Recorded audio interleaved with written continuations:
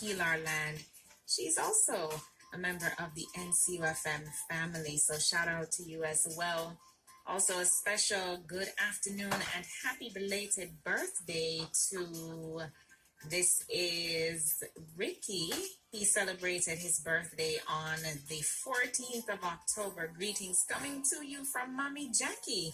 She says, tell him Mommy misses him, but see him soon.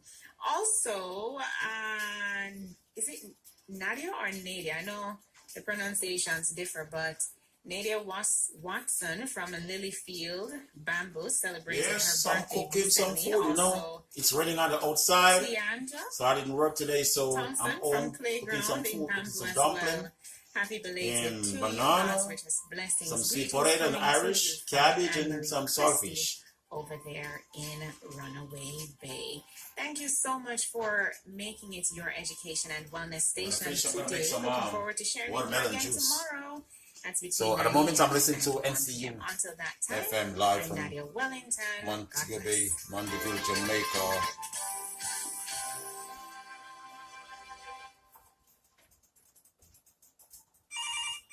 Hello, good day. Hello. Hello. Hey, hello, Jamaica.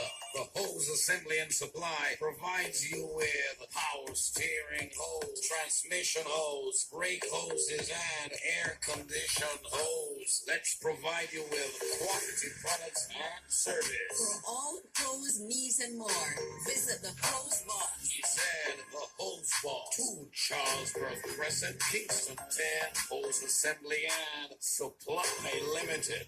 Equipping Jamaica for success.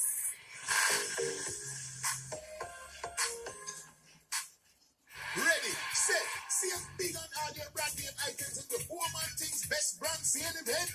Get the lowest prices on tiles, bathroom fixtures and faucets, laminate flooring, lighting, windows and doors, plus more, even on new arrivals. Shop top brands like American Standard, Moen, Corona, Hunter, and Angel Grace. Visit our showrooms at Old Road Road and Constant Spring Road. The best brand sale event now on at Woman Things. Shop now for the best brands, big value, and even bigger savings. Apply today to become a member of the winning team at Northern Caribbean University. Visit apply.ncu.edu.jm or call 963-7157. Discover your destiny. NCU can help. The time by NCU is 1 o'clock. 1 o'clock. I gotta finish cook now.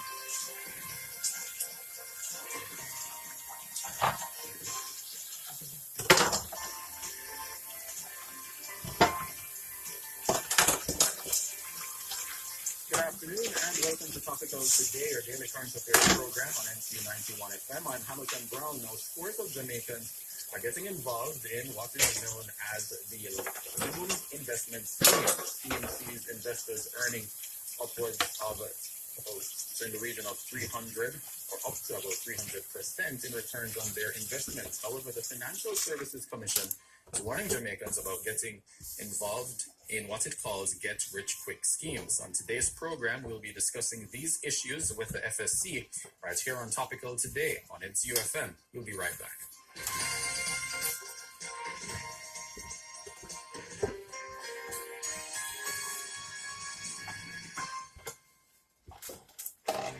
Be edified by the word of God and accept your special invitation to listen to Power in This Page. Join me, Lisette Martin, on NCU FM as we read the Holy Bible in chronological order, 1 chapter each day, Sunday to Sabbath, 5:30 a.m. with a repeat at 9:30 p.m. So join me daily for this wonderful experience on NCU FM, your education and wellness station. Discover the dynamics of making your working environment safe on Safe Zone. Aired Thursdays during cruising at 12:30 p.m. Get guidelines about your occupational health and safety. That's Safe Zone every Thursday at 12:30 p.m. on NCUFM, your education and wellness station.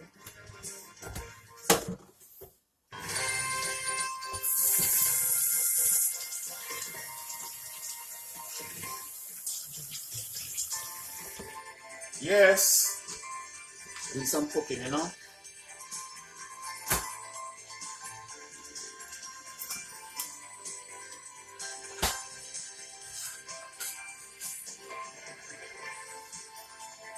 I didn't get a chance to work today, so I'm at home.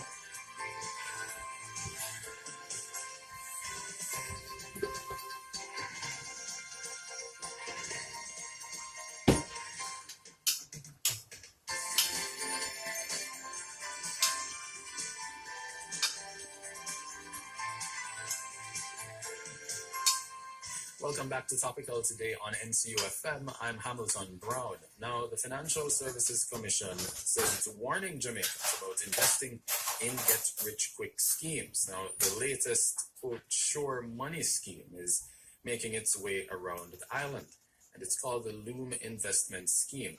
Our newsroom has spoken to a number of persons who say they've either been involved in it themselves or have family members who have participated and are still participating. Well, how does it work? Persons are invited to invest as low as $5,000 to invite at least 2 persons to join. Then the operators then promise about after a week or so of that initial investment, persons can see some returns of up to $20,000 or more. Now, our newsroom we've had some discussions with the Financial Investigation Division at the Finance Ministry. They've indicated that they haven't received any reports of persons being defrauded. And that's the same reports we've gotten from those who our newsroom spoke to, say they haven't been defrauded either. But on today's program, we will be seeking to better understand this development and how Jamaicans can protect themselves as they seek to invest their finances in different portfolios and expanding their financial base. But before we speak to the FSC, we want to hear from you. And you can do so by responding to our Topical Today feedback question. Today, we're just simply asking, what are your thoughts on the fast-growing Loom investment scheme? Some persons probably haven't heard of this. It's probably the first time you're hearing about it, but we're going to be getting into that on the program today. So if you want to post your responses to our Topical Today feedback question, you can do so by going to our Facebook page, NCUFM, or via WhatsApp using the number 876-457-1414. Now for today's topic, joining us live via telephone is Communication and International Relations Manager at the Financial Services Commission, David Geddes. Good afternoon, Mr. Geddes. Thanks for joining us. Good afternoon, a pleasure, and good afternoon to your listeners. All right. Now, Mr. Geddes, firstly, how did the FSC first come to learn about this investment scheme? Well, what I can share with you is that it's very prevalent on social media. Mm-hmm. So, it was brought to our attention. We have seen the different overtures being made to persons to join. But I don't particularly want to focus on just one investment scheme. What I want to make us understand is that you ought not to take your money and invest in any scheme that is not approved by the FSC. If it's not a licensed financial product, then essentially persons who are selling these products, they are not licensed by the FSC. There's a breach of the financial regulations, breach of the Securities Act. So is it illegal? Is it illegal for them to be doing so?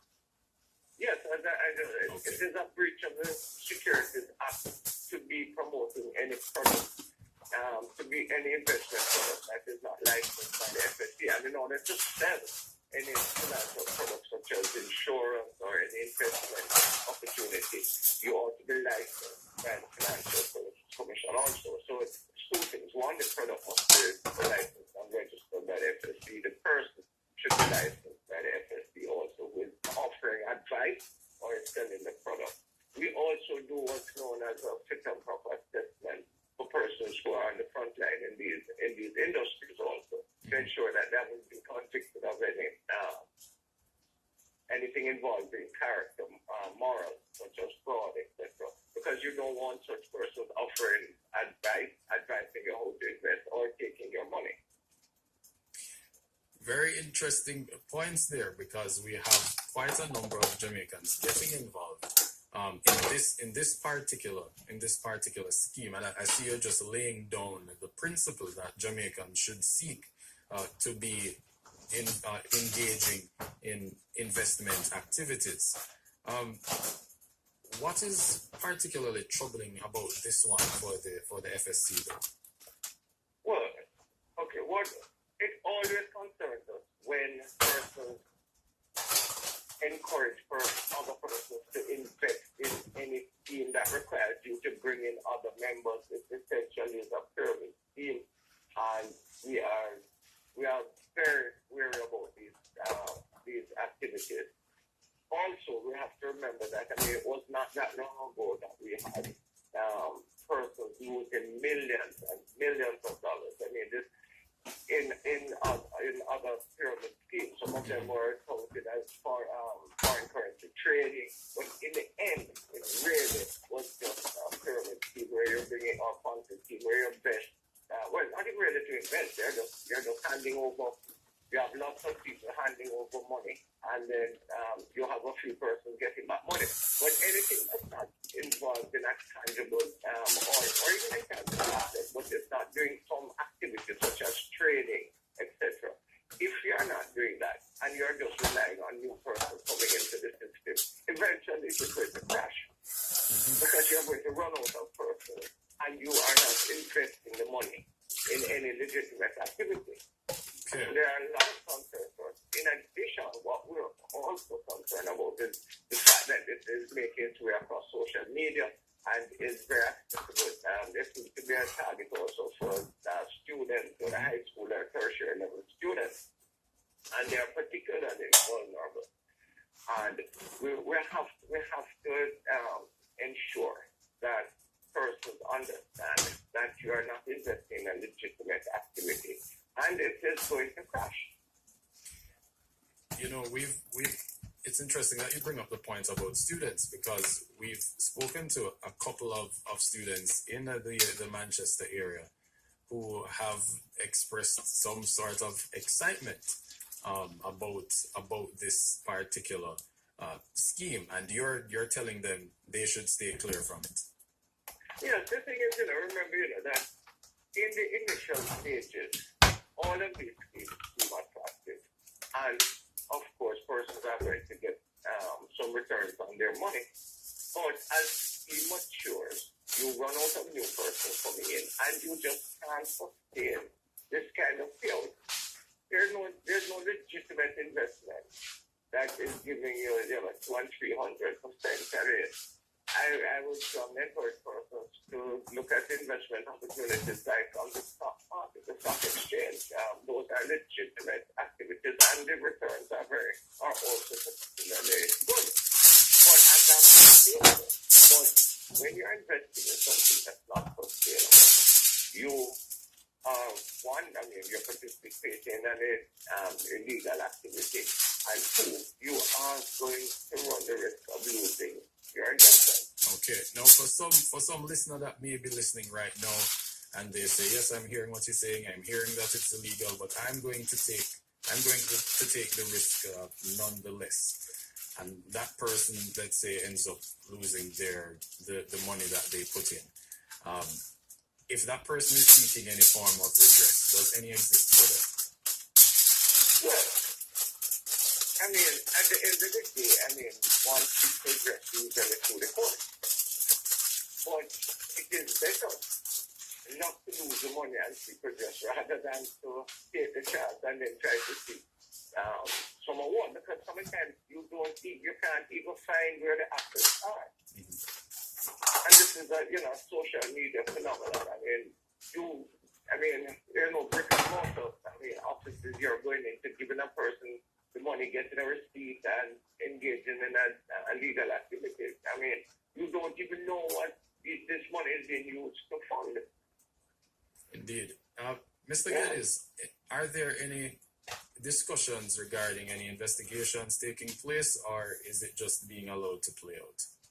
No, we definitely we don't just allow these things to play out. The FSC has an investigations division and enforcement, investigations and enforcement, and they are looking into it, and under the things like the Securities Act, etc. And they will be taking action. But one of the first steps